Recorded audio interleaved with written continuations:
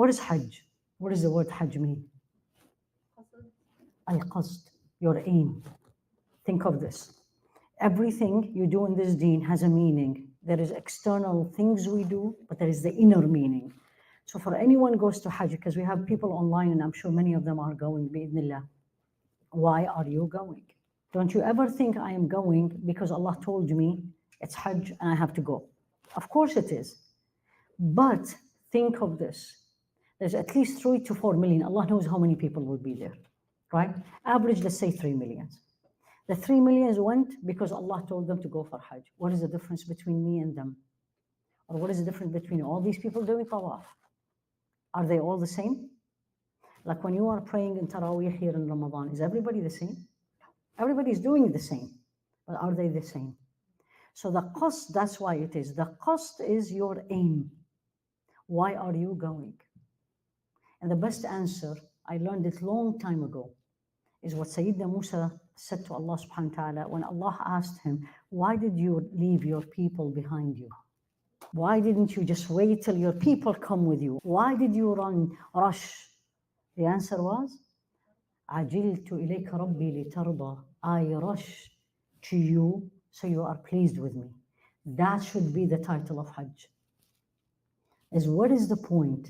If I went and I did everything, which I'm going to go very quickly, the main things, if you do, you did Hajj. But you're going to come back no change because you didn't feel it and you didn't know what it means. عَجِلْتُ إِلَيْكَ رَبِّي لِتَرْضَى. I came to you, Allah, to be pleased with me. And I came to you running. I didn't come just because, okay, alhamdulillah. No, I'm so excited I'm going. And I'm so worried. There's 2 things you have to go to Hajj with. I'm so excited I'm going, and I'm so worried. It is not going to be tarda. If everyone is going to go and come back and Allah is pleased with them, Rasul alayhi salatu wasalam would not have said something which is not easy. Al-Hajj al-Mabrur laysa lahu jaza illa al-Jannah. What is Hajj al-Mabrur? The Hajj that is done with excellence and birr. There is no reward equal to it but Jannah. Even fasting, Allah didn't say that. All Ramadan, He didn't say that. Right? You remember? We just finished. What was all Ramadan about? Man sama Ramadan imana wa ihtisaban, whomsoever fasted Ramadan, full of faith, looking for the reward of Allah. What was the result? He didn't say Jannah. What did He say? All the sins before has been forgiven. Right? But specifically, Jannah is Al-Hajjul Mabrur. So the third thing, I came to Allah, and I'm combining the external and the internal because of the time. Normally we separate them. I am going to Allah, qasd, I'm going to Allah for Allah, which means literally should be, Ya Allah, give us all, I am not going to see anything but Him. I am not going to see the weather is hot. I'm going to see Allah change the weather for a reason.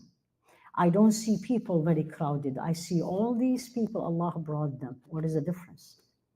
I'm going to see everybody is better than me. I'm not going to see I paid money, which is very common in Hajj, especially for us.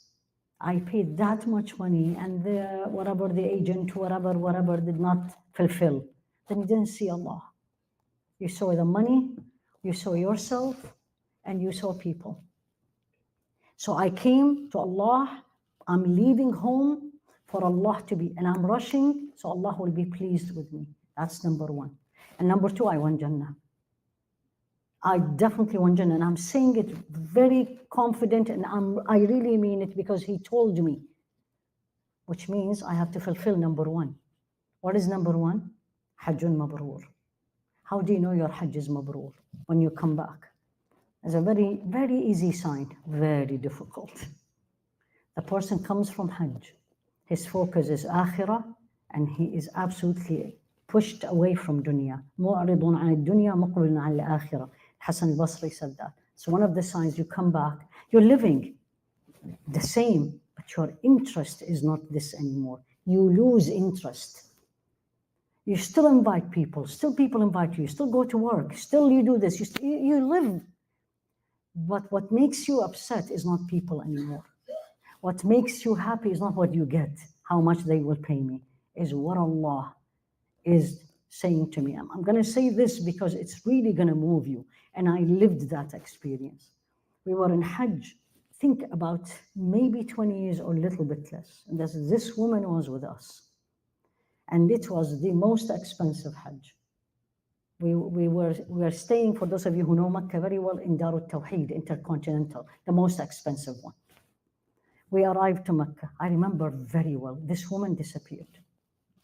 She told her roommate that I'm going to be fasting and you're going to see I am okay. You're not going to see me, right? Tell the group, tell the leaders, I'm in the haram.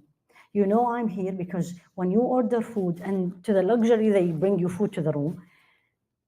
Tell them, you come, you'll see the food is already gone. I ate and you'll see I washed my clothes and you will see my clothes. 4 days, nobody knows where is she. Right? Then I came to know that she was in the haram, full i'tikaf. She was in this corner of the haram. When I saw it, I was like, how did she sleep? It's not on the floor. It's like on the deck from a window. Then she goes to Medina, same story. In Mina, everybody is the usual talking or eating. She's different. Last day, she's leaving tomorrow. Ya Allah. After Fajr, she told us. She said, at Fajr time, I was up in the roof and I was seeing all these cleaners and I was crying like a baby. And I told all the cleaners, I wish I was you because she's leaving. عَجِلْتُ إِلَيْكَ رَبِّي لِتَرْضَى. I came to you, Ya Allah, to be happy with me. But she has to go. I mean, all of us at one point, we have to come back. So she went to the hotel back and she slept and she saw this dream. It's a vision. This is a vision. She saw herself in her workplace. And there is a bouquet of flower on her desk. And there was a card in there. What was the card? Hajjun Mabrur. See, I get goosebumps every time I say this story, 20 years ago. And I was there when she told the leader, the imam. He started crying and tell her, pray for me. When I reflect on this, what did she do? Her focus was absolutely not the hamla, not the food, not what it is, nothing. It was all about Allah. So Hajj al-qasd is you are there to please Him. Once you start seeing you or me or friends or food or whatever or shopping, shaitan came. So this is number one. To do Hajj, and everybody is so worried about the external ones. And the external ones are very easy. I mean, I'm saying this to people who are online with me. It's only 4 things you have to do. And the Hajj is, that's it, you finished. The Hajj is absolutely valid. Nobody can tell you the Hajj is invalid. If they told you this, they need to go and learn their deen. It's only 4 things. You do your niyyah. For the woman, just say it, which kind of Hajj you will do. Dress whatever you want to dress, as long as it is pleasing to Allah, of course. Number 1. Number 2, you have to stand in Arafah, meaning 5 minutes only in Arafah you did it. And doesn't have to be in the under the rock or under the, nothing. Anything inside the borders of Arafah. Then you have to go to do Tawaf al-Ifada, 1 Tawaf only, and Sa'i, and your Hajj is done. These 2 weeks of going to Medina, well, this is all extras. I had friends when I was studying in Jeddah, they come the day of Arafah, they come back 3rd day of Eid, 4 days only. Everything else is wajib or sunnah, you're beautifying your Hajj. And everybody worries so much about these details, very few worries about the trip itself, the journey of their heart. Are you going to come back different? Are you going to come back that the same as the day you were born? Because that's what the other hadith he said, Man hajja falam yarfuth walam yafsuq. Whomsoever performed Hajj, so you did this 4, but then these 2, فَلَمْ يَرْفُثْ وَلَمْ يَفْسُقْ. You did not have the intimate relationship. But the second one is many of the Hujjaj, because it's challenging, by the way. The trip of Hajj is very challenging. That's why. Yafsuq, there's no immorality, there's no obscenity, there's no arguments, there's no why me, why this. He or she is going to come back. And by the way, this is both. Like the day their mother gave birth to them. What is the baby when he or she is born? Pure. Clean. This is my goal.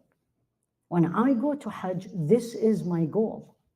I am not going for shopping. I keep reminding people, you can now shop everything online. Now it's even much easier. I didn't go there to meet people. You will, because it's a journey, but that's not my goal.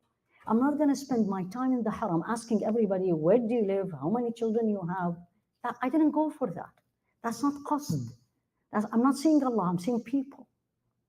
And this is why very important for people to know, don't worry about the external. Can I cut my hair? لا حرج, لا حرج, لا حرج. This is a famous statement of him, alayhi salatu wasalam. When he was in Mina and the Sahaba ran to him, oh, Ya Rasulullah, I did this before this. I did this, not. And he said, لا حرج, no problem. No sequences. Take it easy. And do it quietly. Because the most important thing is not where are you externally, is where are you internally. And that's why you see how many people have done Hajj and how many have changed.